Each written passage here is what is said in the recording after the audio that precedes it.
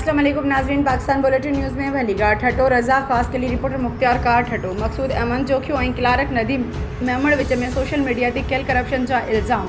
मरण वारे मामले जो अञा ताईं कंहिं बि नोटिस न वरितो। क्लार्क नदीम मेमण पारां मुख्तियार कार ठटो मकसूद जोखियो ख़िलाफ़ कयल करप्शन जूं पोस्टूं रखण तां ॿिन्हिनि धुरियुनि में कशीदगी वधण बाद मुख्तियार कार ठटो मकसूद जोखियो हिकु लेटर जारी करे क्लार्क नदीम मेमण खे पंहिंजे ऑफिस मां